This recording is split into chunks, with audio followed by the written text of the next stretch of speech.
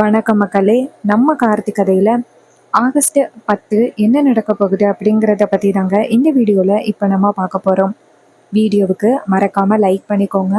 நீங்கள் லைக் பண்ணுறது தான் எங்களுக்கு அடுத்தடுத்து வீடியோ போடுறதுக்கு ரொம்பவே இன்ட்ரெஸ்டிங்காக இருக்கும். ஸோ மறக்காமல் லைக் பண்ணிவிட்டு இந்த வீடியோவை தொடர்ந்து பாருங்கள். என்ன நடக்குது அப்படின்னு பார்த்துக்கிட்டிங்கன்னா, நம்ம ஹீரோ இருக்காருல்ல, அவர் எப்படியோ வந்துட்டு நேராக ஏர்போர்ட்டுக்கு வந்துடுறாரு. அங்கே ரேவதி ஏர்போர்ட்குள்ளே உட்காந்துருக்காங்க. வெளியில் ஏற்கனவே சந்திரா நின்றுக்கிட்டு இருக்காங்க. சந்திரா வந்துட்டு ஹீரோவை பார்த்ததும் டக்குன்னு ஹீரோவை போய் தடுக்கிறாங்க. ஏய், ஒரு நிமிஷம் இல்லை, எங்கே போகிற அப்படின்னு. அப்போ ஹீரோ சொல்கிறாரு, இங்கே பாருங்க, இது உங்களுக்கு தேவையில்லாத விஷயம், தேவையில்லாத விஷயத்தில் தலையிடாமல் நவருங்க அப்படின்னு. அதுக்கு சந்திரா சொல்கிறாங்க, என்னடா தேவையில்லாத விஷயம், நீ ரேவதியை தானே பார்க்க போற அப்படிங்கிறது எனக்கு நல்லாவே தெரியும். நீ தேவையில்லாம பிரச்சனை பண்ணாம இந்த இடத்த விட்டு போயிரு. ரேவதி வெளிநாடு போக போறா. அவ போயிட்டு 3 நாள்ல திரும்பி வந்துருவா. நீ இப்ப எதுக்கு தேவையில்லாம வந்து இங்க பிரச்சனை கொடுத்துக்கிட்டு இருக்க அப்படின்னு. அப்ப ஹீரோ சொல்றாரு, இங்க பாருங்க, நீங்க ரேவதிய எதுக்காக அனுப்புறீங்க, ரேவதி திரும்பி வருவாளா இல்லையா அப்படிங்கிற எல்லா விஷயமும் தெரிஞ்சுதான் நான் இங்க வந்திருக்கேன். நீங்க ரேவதியை அனுப்பிட்டு திரும்பி வரவிடாதபடி ஸ்டாப் பண்ணுறது தான் உங்களோட பிளானே. அது மட்டும் இல்லாமல் ரேவதி வெளிநாடு போனதோட அவகிட்ட இருக்கிற அந்த பாஸ்போர்ட் எல்லாத்தையுமே தூக்கி போட்டுட்டு அவள் மறுபடியும் இங்கே வரவிடாதபடி நீங்கள் ஸ்டாப் பண்ண போகிறீங்க. உங்களோட இந்த வேலை எதுவுமே எனக்கு தெரியாது அப்படின்னு நினச்சிட்டு இருக்கீங்களா? நான் ரேவதி கிட்ட இப்போவே உண்மையை சொல்லி ரேவதியை வெளிநாடு போக விடாமல் தடுக்கிறேன் அப்படின்னு சொல்லிட்டு நம்ம ஹீரோ வந்துட்டு சந்திராவை தாண்டி நேராக உள்ளார போகிறாரு. அப்போ ஈஸ்வரி நேராக ஹீரோவை தடுக்கிறாங்க. ஏய், நில்லுடா அப்படின்னு. அப்போ ஹீரோ சொல்கிறாரு, இங்கே பாருங்க உங்ககிட்டையெல்லாம் பேசி எந்தவித பிரயோஜனமும் இல்லை அப்படின்னு. இத்தனை நாள் நடந்ததை வச்சு நல்லாவே தெரியுது. நான் ரேவதியை வந்துட்டு பார்க்க போகிறேன் அப்படின்னு. ஈஸ்வரி சொல்கிறாங்க, இங்கே பாரு நிப்பாட்டு, நீ ரேவதியை பார்த்து என்ன பண்ண போகிற, நீ போகக்கூடாது அப்படின்னு. அப்போ ஹீரோ சொல்கிறாரு, இல்லை, நான் ரேவதியை பார்க்க தான் போகிறேன் அப்படின்னு சொல்லிட்டு நேராக ரேவதி அப்படின்னு சத்தம் போடுறாரு. ரேவதி அவங்க சூட்கேஸ் எல்லாத்தையுமே எடுத்துக்கிட்டு இங்கேருந்து கரெக்டாக உள்ளார போகிறாங்க. அப்போ நம்ம ஹீரோவோட சத்தம் கேட்டதும் ரேவதி ரொம்பவே சந்தோஷப்படுறாங்க. ரேவதி வந்துட்டு டக்குன்னு மாமா அப்படின்னு சொல்லிட்டு அங்கேருந்து வெளியில் வராங்க. இதை பார்த்துட்டு ஈஸ்வரிக்கு செம்ம ஷாக்கிங்காக இருக்குது. இவ உள்ளார போயிட்டா அப்படின்னு நினச்சிக்கிட்டு இருந்தேன், என்ன வெளியில் வந்துக்கிட்டு இருக்கா அப்படின்னு. சந்திர நேரம் அவங்க அக்காவை பார்த்து, அக்கா, இவளுக்கு இந்நேரம் ஃப்ளைட் இருந்திருக்கணுமே. அப்போ ஈஸ்வரி சொல்கிறாங்க, ஏற்கனவே 1 மணி நேரம் டிலே அப்படின்னு சொன்னாங்க, மறுபடியும் அதே மாதிரி டிலே ஆகிட்டு போல அப்படின்னு. ஈஸ்வரிக்கு செம்ம காண்டாகுது. ஈஸ்வரி நேராக ஓடி போய் ரேவதி கிட்ட, ரேவதி எங்கே வர, நீ போ அப்படின்னு சொன்னதும் ரேவதி சொல்கிறாங்க, இங்கே பாருமா, மாமா என்னை பார்க்க வந்திருக்காருமா, அவர்கிட்ட மட்டும் நான் என்ன ஏதுன்னு பேசிட்டு மட்டும் நான் வந்துடுறேம்மா, தயவு செஞ்சு என்னை தடுக்காதீங்கம்மா அப்படின்னு. ஈஸ்வரி சொல்கிறாங்க, இங்கே பாருடி, அவனை போய் பார்த்து நீ என்ன பண்ண போகிற, அதான் 3 டேஸில் நீ ஊருக்கு வந்துடுவியல்ல, அப்புறம் நீ ஏன் வருத்தப்படுற, இங்கே பாரு, நீ போ, நாங்கள் பார்த்துக்குறோம். உன் மாமா கிட்ட என்ன சொல்லணும், போயிட்டு வரேன்னு தானே சொல்ல போகிற, வேற என்ன சொல்ல போகிற அப்படின்னு. அப்போ ரேவதி சொல்கிறாங்க, இல்லைம்மா, நான் மாமா கிட்ட ரொம்ப முக்கியமான ஒரு விஷயம் சொல்லணும், அதை மட்டும் நான் சொல்லிக்கிறேனே அப்படின்னு. அதுக்கு சந்திரா சொல்கிறாங்க, ரேவதி அதெல்லாம் ஒன்றும் சொல்ல வேண்டாம் அப்படின்னு. ஹீரோ நேராக ரேவதியை பார்த்து, ரேவதி உங்ககிட்ட ரொம்ப முக்கியமான ஒரு விஷயத்த பேசணும் ரேவதி, இங்கே வா அப்படின்னு. ரேவதி வந்துட்டு ஹீரோவை பார்த்துட்டு அங்கேருந்து வராங்க. வந்துட்டு அவங்க அம்மா கிட்ட, அம்மா, மாமா என்கிட்ட ரொம்ப முக்கியமான ஒரு விஷயத்த பேசணும் அப்படின்னு சொல்கிறாரு. நீங்கள் என்னடானா மாமாவை பார்க்கக்கூடாது அப்படின்னு சொல்கிறீங்க, இருங்கம்மா, நான் போய் மாமாட்ட மட்டும் என்னன்னு மட்டும் கேட்டுட்டு வந்துடுறேன் அப்படின்னு. இதை கேட்டதும் சந்திரா ரொம்பவே ஷாக் ஆகுறாங்க. சந்திரா நேராக அவங்க அக்கா கிட்ட, அக்கா, அந்த டிரைவர் பையன் மட்டும் ரேவதியை பார்த்தா எல்லா விஷயத்தையுமே சொல்லிடுவானே, இப்போ நீ எப்படிக்கா சமாளிக்க போற அப்படின்னு. ஈஸ்வரி சொல்கிறாங்க, சந்திரா, நான் சமாளிச்சிருவேன் சந்திரா, இரு அப்படின்னு. அப்போ ரேவதியை நேராக ஹீரோ கிட்ட போயிட்டு, மாமா, நீங்கள் எப்போ இருவீங்க அப்படின்னு நானே காத்துக்கிட்டு இருந்தேன், உங்ககிட்ட நான் எத்தனை தடவை ஃபோன் பண்ணுறது, ஏன் மாமா நீங்கள் ஃபோனே எடுக்கவே இல்லை அப்படின்னு. அப்போ ஹீரோ சொல்கிறாரு, இல்லை ரேவதி, இது மாதிரி உனக்கும் நான் ஃபோன் பண்ணிக்கிட்டு தான் இருந்தேன், ஆனால் உன்னோட ஃபோன் பிஸின்னே சொல்லிக்கிட்டு இருந்துச்சு, என்ன காரணம் அப்படின்னு. அப்போ ரேவதி சொல்கிறாங்க, இல்லையே மாமா, நான் யாருக்கிட்டேயுமே ஃபோன் பேசவே இல்லையே, இருங்க பார்க்குறேன் அப்படின்னு. ஹீரோயின் ஃபோன் எடுத்து பார்க்குறாங்க. பார்த்தா அதில் வந்துட்டு ஹீரோவோட நம்பர் வந்துட்டு பிளாக்ல கிடக்கு. இதை பார்த்ததும் ரேவதி ஷாக் ஆகி ஹீரோ கிட்ட, மாமா உங்கள் நம்பரை யாரோ என் நம்பரில் வந்து என் ஃபோனில் வந்து பிளாக் பண்ணி வச்சுருக்காங்க. அப்போ ஹீரோ சொல்கிறாரு, ரேவதி இது எல்லாமே உங்கள் சித்தியோட வேலையாக தான் இருக்கும். நான் உன்னை வந்து பார்க்கக்கூடாது அப்படிங்கிறதுக்காக பண்ணியிருக்காங்க. இங்கே பாரு ரேவதி, நான் சொல்கிற விஷயம் உனக்கு ரொம்பவே அதிர்ச்சியாக இருக்கும். நீ இப்போ வெளிநாடு போகிற பாரு. நீ வெளிநாடு போன அப்படின்னா உன்னால் திரும்பி வரவே முடியாது ரேவதி. இதை கேட்டதும் ரேவதி ஷாக் ஆகுறாங்க. என்ன சொல்கிறீங்க மாமா? நான் வெளிநாடு போயிட்டா என்னால் திரும்பி வர முடியாதா? மாமா, அதான் ரிட்டர்ன் டிக்கெட் எல்லாத்தையுமே காமிச்சாங்களே, நான் எப்படி வராமல் இருப்பேன்? அதெல்லாம் நான் வந்துருவோம் மாமா அப்படின்னு. அப்போ ஹீரோ சொல்கிறாரு, ரேவதி உன்னை தடுக்கிறது தான் ரேவதி அவங்களோட திட்டமே. நீ வெளிநாடு போன அப்படின்னா திரும்பி வரவிடாதபடி ஸ்டாப் பண்ண போகிறாங்க ரேவதி. ஒரு ரிட்டர்ன் டிக்கெட் எல்லாமே போய் ரேவதி அப்படின்னு ரிட்டர்ன் டிக்கெட் எல்லாத்தையுமே காமிக்கிறாங்க. அதை பார்த்ததும் ரேவதி ஷாக் ஆகுறாங்க. போலியான ரிட்டர்ன் டிக்கெட் பார்த்ததும் ரேவதி அதிர்ச்சி ஆகுறாங்க. அப்போ சந்திரா வந்துட்டு அந்த இடத்துக்கு வந்துட்டு, இங்கே பாரு ரேவதி, இது எல்லாமே உன்னோட நல்லதுக்காக தான் நாங்கள் எல்லாருமே இப்படி முடிவு பண்ணோம். நீ வந்துட்டு இங்கே யாரையும் தப்பாக நினைக்காத ரேவதி அப்படின்னு ரேவதி சொல்கிறாங்க. போதும் சித்தி, இப்படி நீங்கள் வந்துட்டு மோசமாக திட்டம் போடுவீங்க அப்படின்னு நான்லாம் கொஞ்சம் கூட எதிர்பார்க்கவே இல்லை. நீங்கள் வந்துட்டு என் மேலேயும் என் மாமா மேலேயும் வெறுப்பாக இருக்கீங்க அப்படிங்கிறது எனக்கு நல்லாவே தெரியும். எப்படியாவது என்னை மாமா கிட்டேருந்து பிரிக்கிறதுக்காக நீங்கள் எந்த எல்லைக்கு வேணாலும் போவீங்க அப்படிங்கிறதே தெரியும். ஆனால் இப்படி வருவீங்க அப்படின்னு நான் எதிர்பார்க்கவே இல்லை. நீங்கள் உங்கள் புருஷன் கூட சேர்ந்து வாழாமல் இருக்கிறதுனால என்னையும் என் புருஷனையும் பிரிக்கிறதுக்காக நீங்கள் இப்படி பிளான் பண்ணுறீங்களா சித்தி? அப்போ சந்திரா நேராக சொல்கிறாங்க, இங்கே பாரு ரேவதி, நான் உன்னோட சித்தி.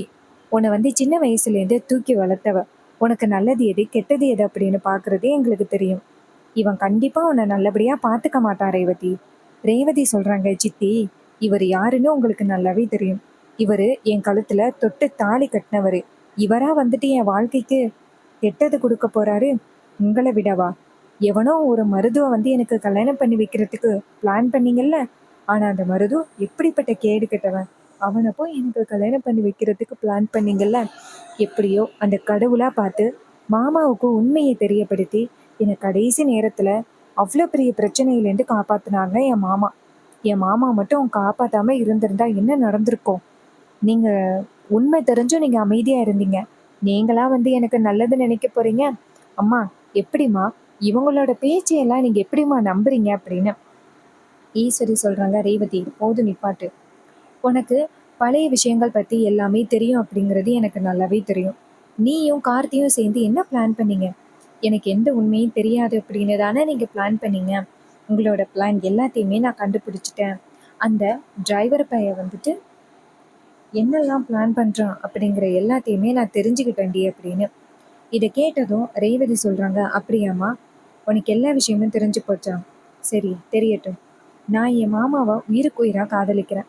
என் மாமாவை தவிர்த்து நான் கண்டிப்பாக வேறு யாரையுமே நான் கல்யாணம் பண்ணிக்க மாட்டேன்.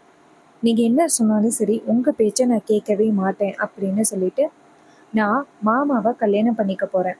உங்களால் கண்டிப்பாக என்னை வந்து தடுக்க முடியாது. அப்போ ஈஸ்வரி சொல்கிறாங்க, இங்கே பாரு, புருஷன்னு சொல்கிறியே, உன் கழுத்தில் தாலி அடி இருக்கு அப்படின்னு. அப்போ ரேவதி சொல்கிறாங்க, ஓ அப்படியாம்மா, அதான் உங்களுக்கு பிரச்சனையா? நான் இப்போவே வந்துட்டு நான் மாமாவை கல்யாணம் பண்ணிக்க போகிறேன். மாமா நீங்கள் வாங்க, நம்ம 2 பேரும் கோவிலில் கல்யாணம் பண்ணிப்போம்.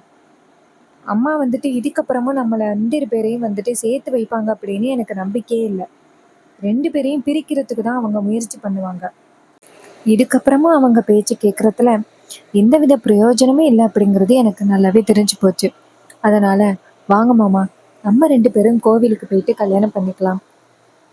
ஸோ இதுக்கப்புறமும் நம்ம 2 பேரையும் யார் வந்து பிரிக்கிறேன் அப்படிங்கிறத நானும் பார்க்குறேன், வாங்க அப்படின்னு சொல்லிட்டு ரேவதி ஹீரோவோட கையை பிடிக்க ஈஸ்வரி இதை பார்த்துட்டு ஷாக் ஆகுறாங்க. ரேவதி இவ்வளோ தைரியம் இருந்தால் ஏன் கண்ணு முன்னாடியே அந்த டிரைவர் பையனோட கையை பிடிப்பா அப்படின்னு.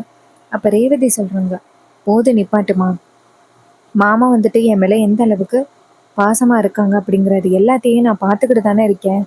நீங்கள் வந்துட்டு என்னையும் மாமாவையும் பிரிக்கிறதுக்காக பல வகையில் முயற்சி பண்ணிக்கிட்டு இருக்கீங்க அப்படிங்கிறத நான் எல்லாத்தையுமே பார்த்துக்கிட்டு இருக்கேன். அவர் மாதிரி யாரும் என்னை நல்லபடியாக பார்த்துக்கவே முடியாது. உங்கள் பேச்சை கேட்டேன் அப்படின்னா அது எனக்கு தான் ரொம்பவே கஷ்டம். இதோட நிப்பாட்டிங்கிடுங்க அப்படின்னு சொல்லிட்டு ரேவதி நேராக ஹீரோவோட கையை பிடிச்சிக்கிட்டு, வாங்க மாமா நம்ம போவோம் அப்படின்னு சொல்லிட்டு அந்த இடத்துலேருந்து கிளம்புறாங்க. இதை பார்த்துட்டு ரொம்பவே அதிர்ச்சி ஆகுறாங்க நம்ம ஈஸ்வரி. அப்போது ரேவதி வந்துட்டு நேராக ஹீரோ கிட்ட வாங்க போகலாம் அப்படின்ட்டு போகிறாங்க. சந்திரா நேராக அவங்க அக்காவை பார்த்து, பாத்தியாக்கா, உன் பொண்ணுக்கு இந்த அளவுக்கு தைரியம் இருக்குது அப்படின்னா இது எல்லாத்துக்கும் யாரு தெரியுமா காரணம்? அந்த டிரைவர் பையன் தான். அவன் தான் ரேவதி கிட்ட கண்டதையும் சொல்லி இப்படி வந்துட்டு அவளை மாற்றி வச்சிருக்கான். அக்கா 2 பேரும் போயிட்டு கோவிலில் கல்யாணம் பண்ண போகிறாங்களாம். ஒருவேளை அவங்க மட்டும் கல்யாணம் பண்ணிட்டாங்க அப்படின்னு வச்சுக்கேன், அவ்வளோதான், பெரிய பிரச்சனை ஆகிடும். எப்படியாவது தடுக்கணுக்கா. அந்த கேஸ்வரி சொல்கிறாங்க. ஆமா சந்திரா, எப்படியாவது தடுக்கணுவா, போகலாம் அப்படின்னு சொல்லிட்டு கிளம்புறாங்க. ஹீரோ வந்துட்டு ரேவதியை கூட்டிக்கிட்டு நேராக கோவிலுக்கு போகிறாரு. அங்கே போயிட்டு ரேவதியை பார்த்து, ரேவதி உண்மையாதான் சொல்றியா, நான் உன் கழுத்தில் தாலி கட்டவா அப்படின்னு. ரேவதி சொல்கிறாங்க. ஆமாம் மாமா, இதுக்கப்புறமும் வந்துட்டு இப்படியே அமைதியாக இருக்கிறதுல எந்தவித பிரயோஜனமும் இல்லை. ஸோ நீங்கள் என் கழுத்தில் தாலி கட்டி நீங்கள் பொண்டாட்டி ஆக்குங்க. நம்ம 2 பேருக்கும் விவாகரத்து நடந்துச்சு, காசு வெட்டி போட்டுட்டோம் அப்படின்னு சொல்லி சொல்லி உங்ககிட்டேருந்து என்னை வந்துட்டு அம்மா பிரிச்சுக்கிட்டே இருக்காங்க. ஸோ இதுக்கப்புறமும் வந்துட்டு நான் அவங்களோட பேச்சு கேட்குறதுல எந்தவித பிரயோஜனமும் இல்லை. நீங்கள் தாலியை கட்டுங்க, நம்ம 2 பேரும் சந்தோஷமாக இருப்போம் அப்படின்னு சொல்ல, ஹீரோவும் சரி ரேவதி அப்படின்னு சொல்லிட்டு ரேவதியோட கழுத்தில் தாலி கட்டுறாரு. இதை பார்த்துட்டு ரேவதி ரொம்பவே சந்தோஷப்படுறாங்க. அவங்க அம்மாவை பார்த்து, அம்மா, அவங்க வந்துட்டு நேராக ஹீரோயினை பார்த்து, சரி வா வீட்டுக்கு போகலாம் அப்படின்னு சொல்லிட்டு நேராக பாட்டி வீட்டுக்கு தான் கிளம்புறாங்க. பாட்டி வந்துட்டு நேராக ஹீரோயினையும் பார்த்துட்டு ரொம்பவே சந்தோஷப்படுறாங்க. பாட்டி சொல்கிறாங்க. ஐயா, ரேவதி கழுத்தில் தாலி கிடக்கு, என்னையாச்சு அப்படின்னு. ஹீரோ சொல்கிறாரு. பாட்டி, நான் ரேவதியாக கல்யாணம் பண்ணிட்டேன். இனிமே அத்தை என்ன நினைச்சாலும் சரி, என்னையும் ரேவதியும் பிரிக்கவே முடியாது அப்படின்னு. இதை கேட்டதும் பாட்டி ரொம்பவே சந்தோஷப்படுறாங்க. ஐயா, உண்மையாவ சொல்கிறேன், இனிமே ரேவதி என்னோட பேத்தி இந்த வீட்டில் தான் இருப்பாளா? ஆனால் ஈஸ்வரி ஒத்துக்கிட மாட்டாளே அப்படின்னு. அப்போ ஹீரோ சொல்கிறாரு. ஆமாம் பாட்டி, அத்தையை எதிர்த்து தான் நான் கல்யாணம் பண்ணியிருக்கேன். என்ன ஆச்சு அப்படின்னு பார்த்துக்கிட்டிங்கன்னா, ரேவதி இருக்கால, அவள் வந்துட்டு நேராக ஏதோ ஒரு கல்யாணத்துக்காக கனடா கிளம்பியிருக்கா. ஸோ ரேவதி கனடா போயிட்டு திரும்பி வரவிடாதபடி தடுக்கிறது தான் அந்த சந்திரா அப்புறம் அத்தையோட பிளானே. எப்படியோ நான் உண்மையை தெரிஞ்சுக்கிட்டு நேராக அந்த இடத்துக்கு போயிட்டு நான் எப்படியோ ரேவதியை தடுத்துட்டேன். அத்தை இப்படி ஒரு பிளான் பண்ணியிருக்காங்க அப்படின்னு தெரிஞ்சதும் ரேவதி ரொம்பவே அதிர்ச்சி ஆகிட்டா. ஸோ இதுக்கப்புறமும் நம்ம வந்துட்டு வேடிக்கை பார்க்கறதுல எந்தவித பிரயோஜனமும் இல்லை அப்படின்ட்டு ரேவதி என்ன பண்ணிட்டா அப்படின்னா, நேராக வந்துட்டு என்னை கோவிலுக்கு கூட்டிகிட்டு வந்துட்டு கழுத்தில் தாலி கட்டுங்க அப்படின்னு சொல்லிட்டான். நானும் இதுக்கு மேலேயும் அமைதியாக இருக்கிறதுல எந்தவித பிரயோஜனமும் இல்லை அப்படின்ட்டு ரேவதியோட கழுத்தில் நானும் தாலி கட்டிட்டேன் அப்படின்னு. இதை கேட்டதும் ரொம்பவே சந்தோஷப்படுறாங்க நம்ம பாட்டி. ஐயா, இதை கேட்குறதுக்கே எனக்கு ரொம்ப சந்தோஷமா இருக்கியா. எப்போதான் உங்கள் 2 பேரோட கல்யாணம் நடக்கும் அப்படின்னு நானே எதிர்பார்த்து காத்துக்கிட்டு இருந்தேன். நீ இப்போ ரேவதியோட கழுத்தில் தாலி கட்டி கூட்டிகிட்டு வந்ததை பார்த்து எனக்கு ரொம்பவே சந்தோஷமா இருக்கியா அப்படின்னு.